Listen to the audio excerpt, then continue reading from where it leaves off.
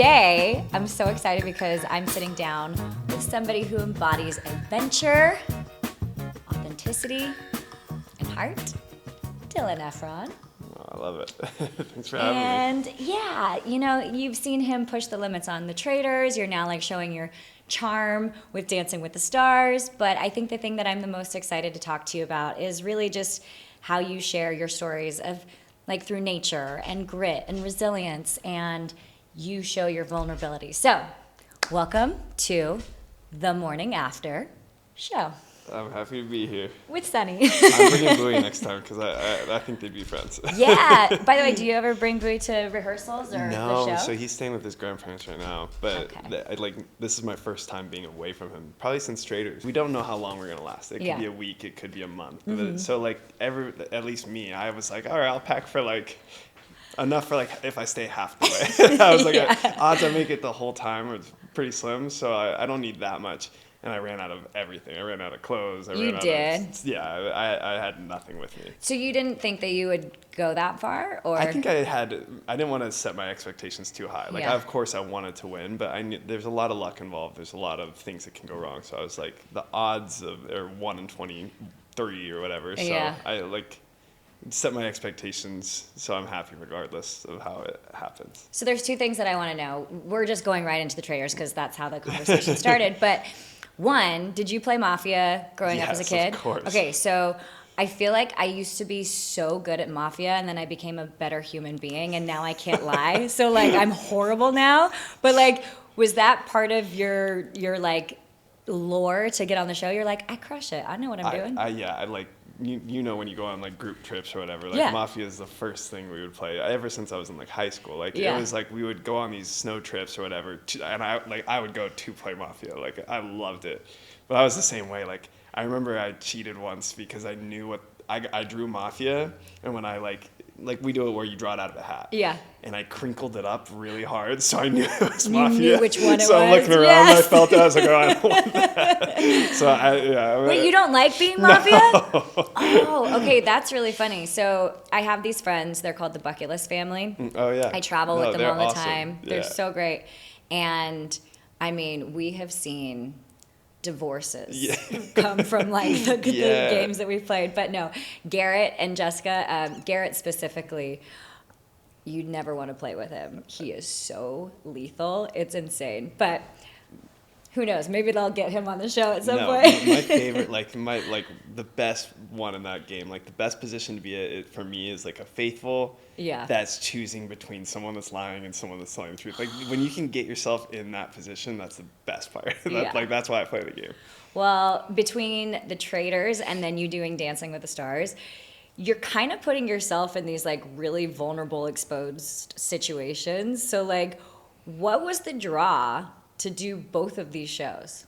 I think, okay, before the Traitors, I'm living my dream. Like, it really is, like, I get to travel, I get to make adventure content, I get to learn all these new passions. So I could just have done this, and I'm so happy. Yeah. But there was part of me that was, like, wanting a challenge and wanting to do something out of my comfort zone, because at the end of the day, while I'm learning new skills, like highlining, like, that's uncomfortable, but it's still in my comfort zone. Mm-hmm. So stepping out of my comfort zone and doing things I told myself I could never do. Like growing up, I would just, it was always, I can't, like, I'm never going to dance. I'm never going to sing. And like, even if there was a little part of me that always wanted to, it was like, I was too shy to ever do that. So I think this year was one where I just was like, you only have one life. Like, let's just see. Let's take a risk and like listen to what I preach on social media, which is to get out of your comfort zone. Let's actually do it.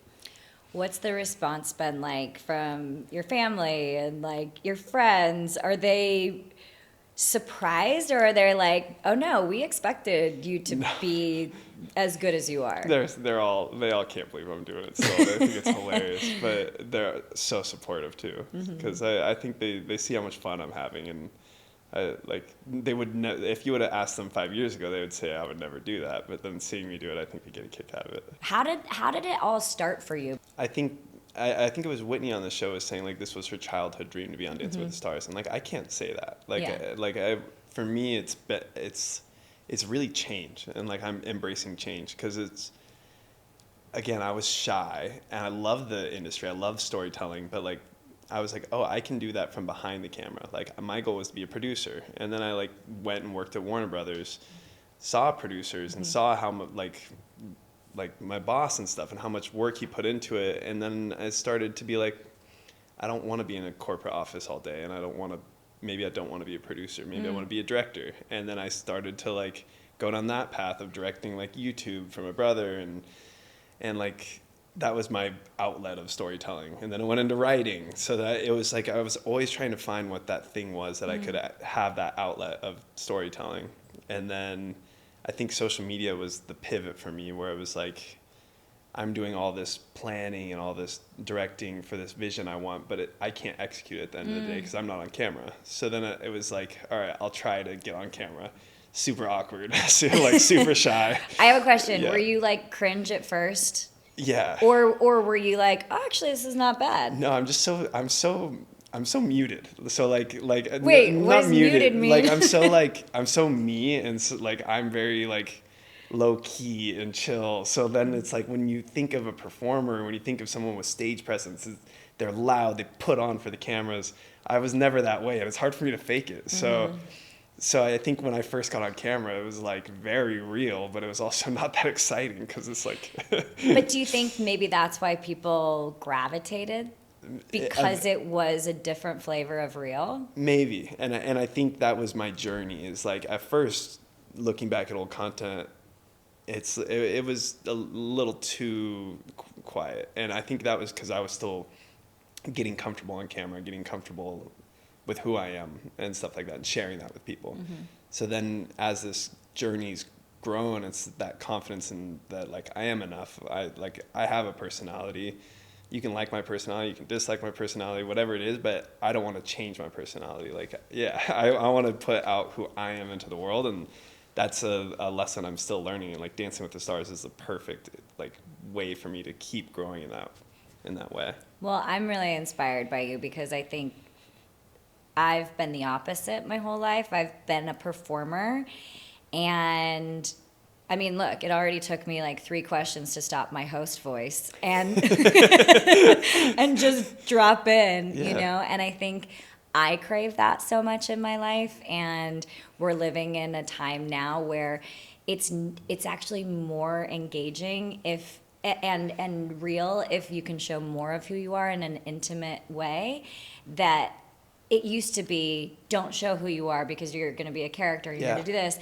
And now I think people are just craving that human connection so much. And so I'm inspired. And in fact, I'm like in this transitional place as well, where I'm trying to figure out what feels the most real and authentic for me. And I said to you the other day, I was like, I'm actually kind of an adrenaline junkie, and I want to go and try all these different things.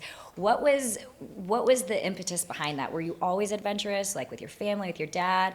Like what drew you to so wanting to show that and share that with the world? Definitely my dad started it all, like camping trips. Like my dad is a great outdoorsman, like Boy Scout kid. Like he was in the military, like he's like the jack of all trades. So we would always go camping, and that was just part of like what planted the seed. Then it was like fly fishing. My dad would force me to go fly fishing with him. And at the time, it was like, I just wanted to hang with my friends. I wanted to go to the movies. It was like, I didn't want to do that. And then I'm out in the river, like hyper focusing on catching a fish. And it was like, oh, this is pretty cool. Like getting lost in nature. And then it was my high school friends. Like I always say, like, there wasn't much to do in the town I grew up in. It was pretty small at the time. And like, we would go to the movies, and like there would be fights in the parking lot, and they're like, we're hanging outside of a Walmart. And I feel like my friends and I would always just not do that, and we'd hop in a car and go like float a river, or go like rock climb, and go like explore. So then it was like, oh, I can take my friends fly fishing. I don't know how to do this. And it was just like we would always go on adventures, and that was when I was happiest. And then I guess turning that into content was, I was trying to go pro in triathlon. So my social media was all triathlon. my goal is to find a sponsor so I could keep doing this and maybe leave Warner Brothers to be a triathlete. And then I would post like my camping trip with my buddies, and that would get so much more engagement. It was more authentic to me. And then I was like, man, maybe I could do this full time. Like just go on adventures, like show that like anyone can do this. I'm not an expert rock climber. I'm not great at all this stuff, but I love it. And I think people can relate to that. So. Well, I think it's like you don't have to be great to start, but you have to start to be great. Yeah. And I think starting anything, it's a little unnerving because you're like, how are people going to receive it, especially in the public eye? But I think to your point, it's like, I think people are just craving living. Mm-hmm. And I think we're so used to being on our phones or performing, or like we have to earn money, we have to do certain things. So we're shifting who we are to fit into the box that allows us to survive instead of live. Yeah. And I think to your point too, there's like, I don't know if you remember when social media was first starting, but like I was always on like the GoPro sites and stuff, and I'd see like pro surfers. Like watching a pro surfer surf is incredible. I could watch those videos all day, but it makes me not want to surf because I know when I go out there, I do not look like that, and I'm floundering around. Like I'm setting the bar so high. So I think to see someone go out there and fail, but like keep going is actually more inspiring to people. Which is what Dancing with the Stars is. Yes. And I said it, I think, to Lauren this last week. I was like, with all the other competitive shows that are out there, it's as an audience member, you're watching and you're like, oh, they have to be perfect for me to root for them. Whereas Dancing with the Stars, the more messy, the more you share your vulnerabilities or that you're working on something that you're not perfect, the more people want to root for you. What's your experience been like with just feedback from people? Yeah, it's a weird balance because gosh, I don't even know where to start. You feel very vulnerable. Like the amount of times, like we have those dress rehearsals, we have the blocking, like the amount of times that we've messed up in those and then have to nail it the live day, like it's crazy to think about. Well, and Danny's no joke. Yeah. By the way, Danny is like, talk about the most incredible dancer. Yes. Hands down, one of my favorite dancers to watch. She's just brilliant. And she's an amazing coach. Yeah. And I watch her in between like dress rehearsal and the show, and you're still working. Yeah. She says you work so hard. And I think that's where like our communication's so key, is because she is going to bring the best out of me, but she also is learning that like I'm incredibly hard on myself. Like I want to bring the best out of me. So it's a weird balance of like I know I'm messing up. She wants to tell me that I'm messing up, but then like. She wants to encourage you, not continue your perpetual like disdain of yourself. Yeah, so she loves it because she's like, Dylan, I haven't had a partner like you that's like that wants this so badly and is actually trying to improve. So she's like, she has to change her coaching style too, because most of the time she has to just like get on her people to focus, and like I'm the opposite. I want to do my best out there. So wait, take us through the process of your head then, because I'm curious. When the show is done, you have not even a week. You have 4 days until basically you're on camera, or on set, camera blocking. What is your process and what is your mindset? Are you constantly thinking about it? Are you trying to take a break? Are you... Like, what's your routine throughout this whole week? I'm immediately on to the next dance. Like, as soon as we finish, I'm like... It's like deleted out of my brain forever, the first one that I just did. I'm immediately on to the next dance because it's a completely new style. And, like, I like, lean into this stuff. I love learning new things. So, like... I'm watching like Blackpool of like Foxtrot. Are you really? Yeah, I really am. Like, oh my gosh! I like love watching the pros do it, and I'm like see what I'm supposed to do, and then I'm like, wow, I look like that. It's like that. For everybody not knowing what Blackpool is like the armpit of the world. I love you, Blackpool. I've been going forever, but it is where the biggest competition for ballroom dancing is held, and it is truly. I mean, the most competitive with the slick back hair, so cool. The hips, the fake tan. They're all dancing at once. Like, oh, yeah. And you learn things that way. Like everyone talks about frame and how it's like your arms are out there. But that like the origin was like you're dancing on a floor with a bunch of other people Trying not to get hit. Yeah, trying not to get hit. So the guy's got to protect like their partner, and it like that stuff's really cool, and that makes sense to me. I'm like, oh, okay, like I need to make sure I like am protecting out there and have my big frame, and it makes sense when I watch it. It's kind of interesting. I wonder if, as a mindset shift, instead of thinking of it as a performance and a competition, you're thinking of it more as like a skill and a game. Yes, because 100%. because to your point, when you're on a floor with a bunch of people, which you're not on Dancing with the Stars until later on, it's more skill and navigating and spatial awareness and protecting, and all the while it's just you two on the dance floor, you know? Whereas Dancing with the Stars is a little bit more outward projection and performing. So I don't know. I wonder if the like mindset shift, that was just my own internal dialogue. I don't even know what I'm thinking. That was just like, I want to go home and think about that. No, it is like I think the press loves to ask us like who's our biggest competition and make it a competition show when in like everyone's gonna say this, the competition's with ourselves, and like I'm really trying to become a dancer. And so what's your biggest insecurity then? If you could point out like this is the thing that I still feel like I can't get. Oh, there's so much still. For me, it's like I just want to. Every week I've gone out there and like hit a goal. Like my first week, I really just wanted to go out and be on stage and like be worthy of a performance. I've never performed in my life. I've never been on stage with everyone looking at me before. So like, I wanted to go out there and just like perform. I said it felt like a talent show, and I have zero talent. So like I like hit that goal. I went out there and like just was goofy and myself, and like I was proud of that. Week 2 I progressed a little and I got better at the hip movement.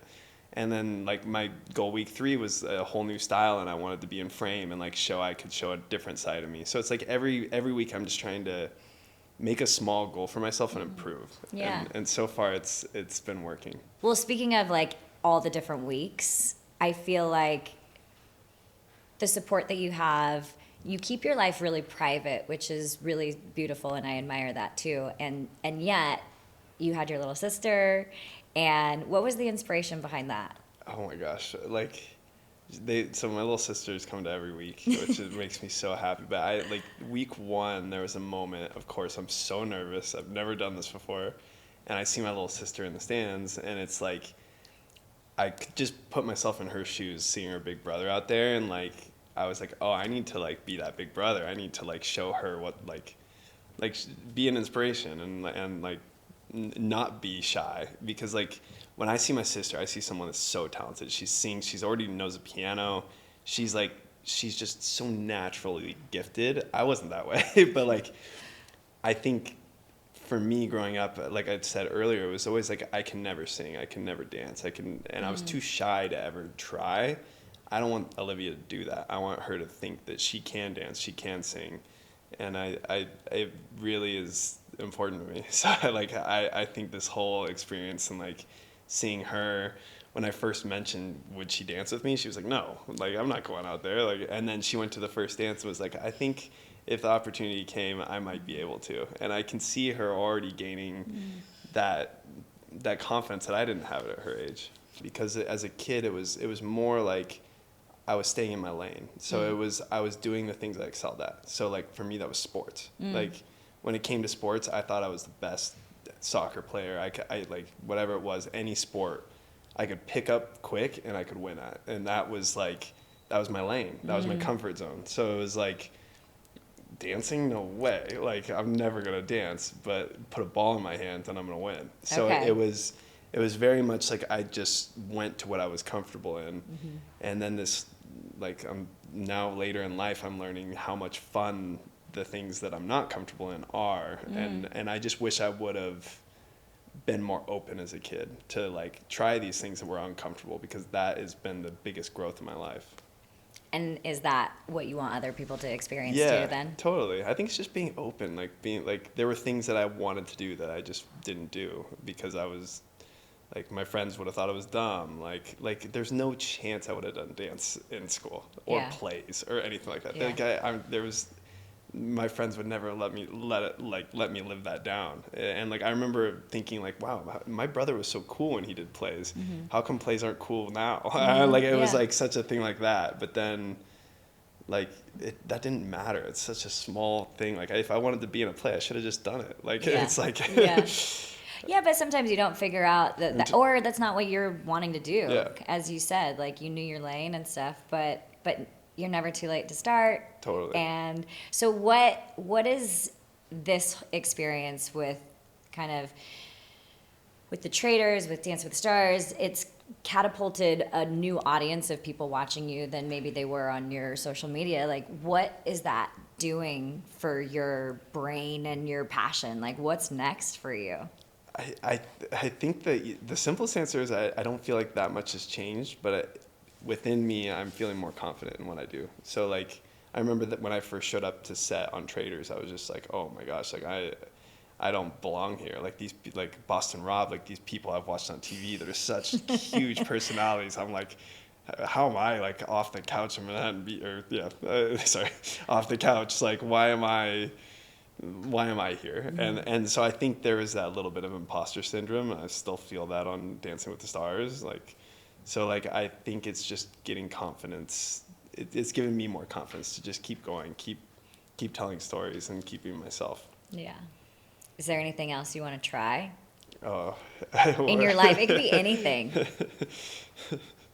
I'm like putting a list together of things I want to try, so I need some inspiration. Danny thinks I'm a closet singer. Oh, really? She's heard me mumbling. She's like, "Can you sing too?" I was like, "No." I mean, it's gotta run in the family. Come on, even if you're not like great, you've got to be able to have like at least some sort of pitch. I'm not going on Masked Singer, so don't don't even ask. That's really funny. My whole family, I mean, we all dance and sing and act, and we're all one-upping each other constantly. And similar to you, like we grew up in a, very active outdoors family. And so it's just funny to be in a room. It like the only volume is loud, louder, and loudest. Is that how it is in your family too? No, No, not at all. Like, cause again, I think Zach was the performer, so it was like. He had that lane. He had that lane. I was in the back shooting hoops. Like I was just, I don't think it was that way. We're not that big, that loud of a family. When you guys did your show together, was that like a fun bonding experience then? So because fun. you guys have been so different in your careers. Yeah, absolutely. No, that like, I guess a lot of that reason I want to be that big brother for Olivia too is Zach's taking care of me my whole life. Like when I first moved to LA. Like again, putting myself in his position. He's the height of his career. His little brother graduates college and was like, "Can I move in?" Like, and I'm sleeping on the air mattress of his floor and like Hollywood, and I'm like, now I'm 33. Like, would I take in Olivia to sleep on my couch like in my house with my whole life going on? It's like those decisions that Zach has made to like support me throughout his life is crazy. Like he's been such a good brother to me. That's awesome. I feel like having that support and gratitude in your life will obviously carry you so far. And I think that, like, again, we live in a world where we can be so disconnected from what really matters. And that, I mean, thanks for sharing that with me. That's such a sweet visual as well, especially two brothers. For some reason, when maybe it's because I'm really close with my brother. It's like, oh, brother, sister. You would imagine the brother nurturing the sister, but like for a brother to nurture a brother, like that's really powerful. It is, no, and like again, we grew up so different. Like we were he was 4.5 years older than me, but we were opposite ends of the spectrum. Like, so then for us to be able to travel the world and like share our passions of travel and adventure together as we got older, it was like it was everything to me. Yeah, that's priceless. You can't fabricate that or create that, but you did, but it was all real and connected. Yeah. That's awesome. All right, so you're in this season. You've got Daniela. What if you could pick any dance to redo or do over? Ooh. Do you think it would be that milkshake one? Do you think Boston Rob would come and do that with you? I think you might. Because come he to was the there next the show. first. Yeah, He was there yeah. the first week, Yeah, right? he lives in Florida, so but he's planning on coming back either next week or soon. So, Oh, I love it. yeah, I think so. Yeah, I think Cha Cha would be a fun one to redo, just because that was one where, in practice, I felt like I was getting it. Like the New Yorkers were strong. Yeah, they and really like, were. And I felt like I was improving, and then it was the stage, and then you watch my New Yorkers on the stage, and it's like, oh, so it wasn't quite what I thought I did in practice. So I think Cha Cha would be a fun one to redo. Yeah, I was very envious of your milkshake booty pop when you did that, and I was wondering if I could have the honor of doing that Right with now? you. Yeah. Why not? Let's do it. Yeah, okay. Take the shoes off for this. Gosh, Can you teach me? it's been a couple of weeks. Okay. So it's definitely the hands On on the this one? left, Okay. yeah, and then it's all about the All knee. about the Yes. knee, boom, the hip, boom, boom. boom. I think you have more commitment than I do on that. Wait, and then the cha-cha. Oh, yeah. Because I remember I saw you. You're like, yeah, this arm already. The amount crushing of it. times we had to do this, and then like how the one I did on the show, I just was not that proud of. I love that, like, Daniela obviously is an amazing Yeah. coach. She, like, opened your arm up like this. And then it was like a whole check. Check. Oh my gosh. Wait, this is so fun. I don't get to dance that often. I definitely want a redemption on a New Yorker. Okay, well, redemption dance coming up. I'm pretty sure we just put it out there. Judges, pick the cha-cha for Dylan. No, maybe don't. Maybe pick Maybe Foxtrot. don't? Yeah, pick Foxtrot. Foxtrot was so great. Yeah, so Oh pick my that one. gosh. Okay. When do you feel the most you?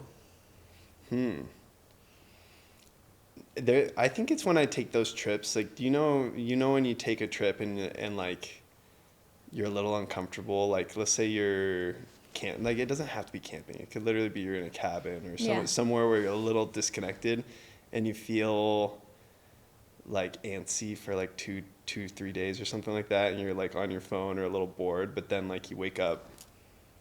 It's like 3 nights into a trip, and then it's like you get used to it, if that makes sense. So like I've had so many moments where I'm camping and I just feel uncomfortable for 2-3 days. It's like my body's getting rid of the city life, and then all of a sudden it's like, oh, I've got this new routine. I'm waking up at sunrise.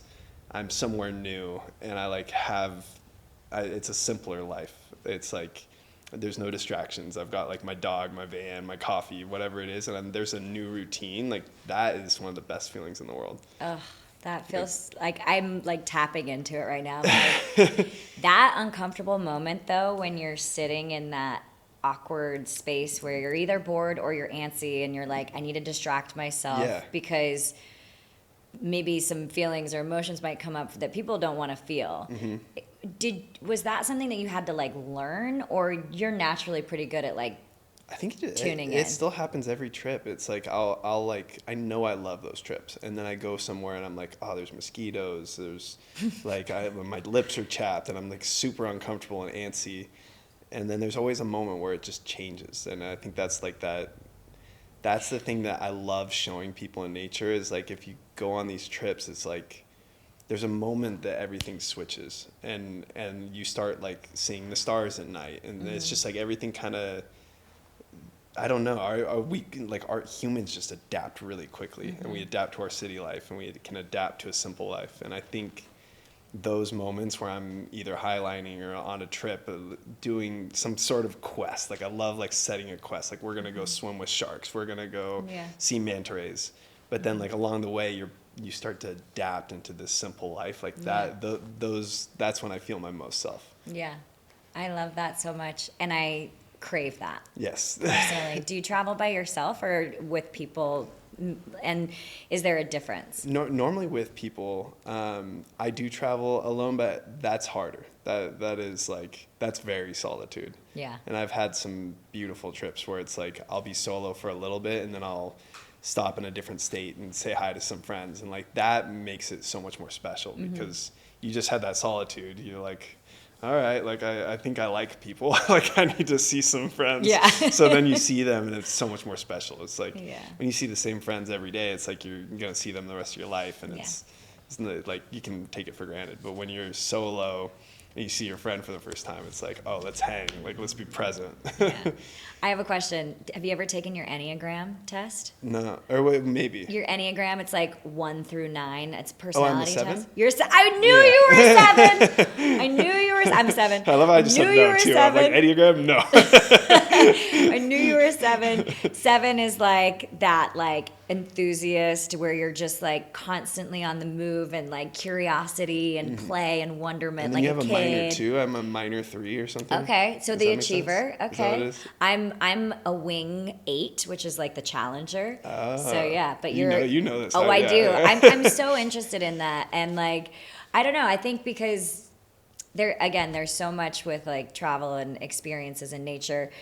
I think it's so healing as well, and I think that I am tending to gravitate it towards more of it because I didn't really get to experience it as a kid. So is there any sense of reconnection or healing that you feel, or spirituality that's connected to it, or it's more just like the physical aspect of being in nature? I think it's just the diversity for me, because like at the end of the day, we're living in LA. We're in the scene of everything. Like if we want to go to a Lakers game, we can do it. If we want to go to Coachella, we have access to everything. Yeah. And I think it's when that starts feeling normal, that's not good. Like we need to be thankful that we can do that stuff. And then when you go out and test yourself in new ways, it makes living here that much better. So it's weird. I would be super unhappy if I was living in Joshua Tree with like year round. Yes. But the fact that I can go there for a week 5 times a year and kind of have that duality of like, wow, I'm living in the city, but I can also still go spend a week in Joshua Tree and not see anyone. Like I think that's what makes me happiest, is just being able to live somehow live in both worlds. Yeah, I love that. That duality is so important. Okay, we're gonna do a couple fun questions. What is something that Bob the Drag Queen taught you about confidence, humor, or just being unapologetically yourself? I think but Bob the Drag Queen is one of the most talented people I've ever seen. And I think when that episode aired, people were like, oh, he was mean to me. And I'm like, I laughed at that because I was like, no, you want to see Bob the Drag Queen destroy someone? He's so smart. So like, even though what he said was harsh and it was good TV, like he was taking it easy on me. Like he liked me at the end of the day and didn't want to hurt me or attack me personally. So like, I think from him, it was the moment right after that round table, he came up to me and kind of was like, he's still performing, he's still a traitor, but he was just like, hey, like, I can't believe you stood up to me. And like, at least like, that was pretty, like, that was cool. It. Yeah. Cause like, again, at that point, I've never been on TV before. I was like, my goal when I went on that show is I was like, I'm not going to say a word at the round table. And then everyone started teaming up on Wells and I was like, hey, like, don't say that. Yeah. So like, I was living it in real life. Like I had my strategy, but then I couldn't see people like attack my friends. So it was like, myself naturally spilled out. And then when Bob the Drag Queen was like, props for going up against me, that took some balls. Like that was really nice. So I think if anything, he just taught me to like, don't be afraid, use my voice. And like, again, yeah, I don't know. I respect him. I love it. Has Boston Rob given you any survival tips for real life, or are you teaching him now? Boston Rob is, so we've been filming a show together too. So really? We've been hanging out a ton, and he like, everyone that said like, so many people are like, what's he like in real life? He is exactly the person you see on TV, except he's not trying to murder you or like get you out of the island. Like he is such a good guy and so authentic. Like the way he talks to his 4 girls, like everything is just, he's incredible. Every week he checks in with me for Dancing with the Stars. Gives me like, I remember I was week 2, he was like, Dylan, like, remember, the performance isn't over when you stop dancing. He's like, you need to perform even after that. He's like, throw a fist pump. And I remember it was like the day of, he's like, don't forget the fist pump. And I was like, I haven't done it in rehearsals. I haven't done it once in training. And I was like, should I just do this fist pump for Boston Rob? And I like the end of the show. Stop it! That was where it came from? That was all Boston Rob. Well done, Boston Rob. Well done. By the way, great note, because it's true. It's like, I always say the dance is one element, but then it's when you're sitting there watching the judges' comments and the feedback, and your face is on camera, and then you come up and you talk to me, and then like, how are you reacting to the score? Like, everything is being watched, and those little moments are when people are like really watching. Totally. You know? Yeah, and I was joking. They you know when the dance is over and they hand you the microphone. Yeah. I think in the first day, like we did the blocking and stuff, and they handed it to me. I thought it was just like a prop. Yeah. I had no idea I was supposed to actually talk into that when they're giving, like, I didn't know I was supposed to talk during the judges thing. So I'm like mumbling like, oh, okay, that makes sense. But like, if you've watched, I've never held that microphone. I thought when I was talking to you, that was my first time I was supposed to talk. Yeah. so like, yeah, I don't know. Or I'm you still could just learning. grab the mic like Laurie did the other night. Did you see that? That was epic and so funny. In fact, if you look closely, I literally was so shocked. I went, and I like tried to catch eyes with Alfonso. It was so funny. Anyway, she's great. We love Elia, but that was just really funny. That's me with a microphone. I'm Yeah. like, literally, they handed it to me. I was just like, I don't know what to do with this. Okay, so if there was a Dancing with the Stars Traitors like edition, who on Dancing with the Stars do you think would do really well? Ooh, well, the one I've thought most about is I really want Pasha to. He hasn't watched the show yet, but Okay. I think he would be so good because he's like Danny calls him Buddha. Like he is so Zen. Yeah. But I also think he's like a gamer, and he could be a traitor while being that Buddha. And I think he would be incredible on the show. I think you nailed it. Yeah. I think Pasha is Zen, Buddha, beautiful, but also there's got to be something underneath there You've to seen be him that perform. competitive. Yeah. Like when it's a dance, he's gonna turn. He turns that Exactly. expression on. So like, I think he would crush it. That is unexpected, and I'm here for it. That felt really good. Okay, last question. Have you ever thought of trying something in the psychedelic, retreat, mushrooms, ayahuasca, anything like that? I've thought about it. Ayahuasca for me is scary because this is gonna sound so dumb. I've never said this out loud, but like, I feel like ayahuasca's if you're unhappy with something and you want to make a major change in your life. This is so dumb. I can't believe I'm saying it, but like I'm afraid that like I am really happy. Like I genuinely am happy and I like love my life. That I'd be afraid of taking ayahuasca and something changing because like maybe it would change for the better, but maybe it would change for the worse. And I really am happy with my life. Yeah. So I think that's what steered me away from ayahuasca. Yeah. But I do love, the amount of supplements I take and everything. Yeah. I'm super into like harnessing our full power and so I'm open to it. But Yeah. Ayahuasca is no joke. trust me, I've asked 1,000 questions because I'm so curious and like I've heard people have incredible stories Great, and then, some not. terrible, and then Yeah. the same person have two different. Yeah. And a lot of snakes involved. I'm just like, I don't know. A lot of snakes. Are you not a snake person? Not when they're trying to choke me, like some of the stories I've heard. Oh, no.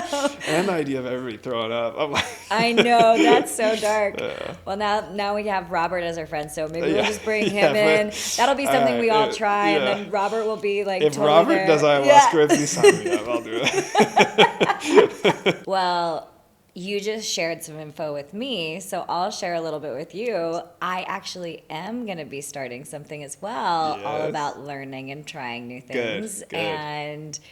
And for me, going on a bit of a self-discovery journey, because I've always been the performer and not the just Gosh. beer. Yeah. You know? Well, you freedive a little bit, right? I do. Freedive. I'm going to Tonga to swim with the whales next Oh my week. gosh. I know. I was like, if you weren't doing the That's show, been I'd be bucket like, list, you should yeah. come with us. That's incredible. But yeah, so many different things, big, small. You should definitely do a full free dive, I'm sure you've already done it, but the freediving course and stuff. But if you Yes, film my that, niece is a freediver Good. in Oahu. Yeah, because And, I think you can inspire a lot of people out to try it. Because I think it's better than most. It's a whole nother world down underwater, and when you take that, you can take a 2-day class, a 1-day class.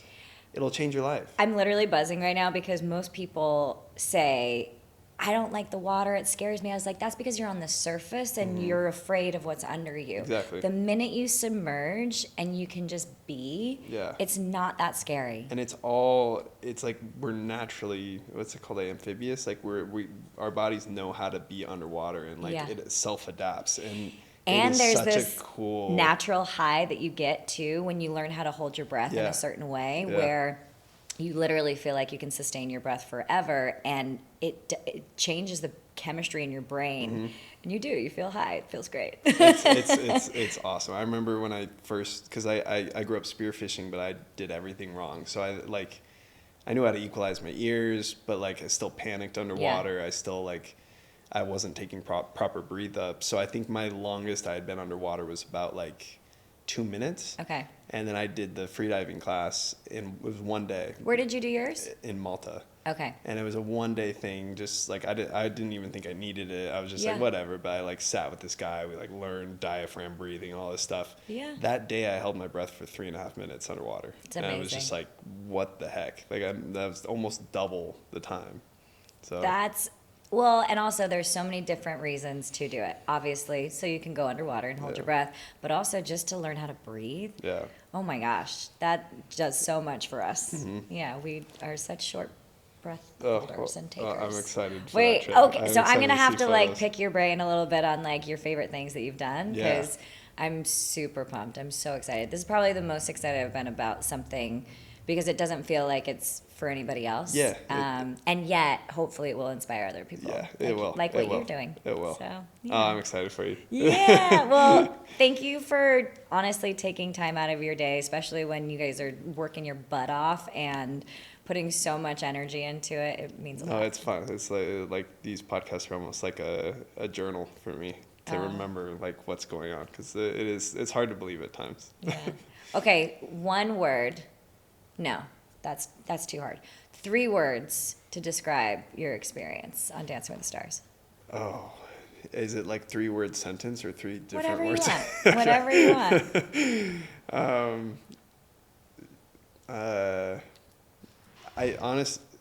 It's this isn't going to be 3 words, but I'll just sum it up as quick as I can. But it's just growth is a big one for me, because it really does feel like I'm growing as a dancer, but I'm also growing as a human, really trying to, again, with the focus and trying to do my best, I'm showing myself what I'm capable of, and then also just conquering those fears of performance, of things that are uncomfortable. So growth is the biggest one right now for me, I'd say. That's amazing. I think that's what the show is about. It's a transformation show, masked in rhinestones and fringe. Yeah, I may have kept my rhinestone belt. It may have disappeared from wardrobe. Oh my gosh! Please frame that forever and always. Okay, well, thank you so much. Go get back to dancing, I will. Thank you. I'll see you in the skybox.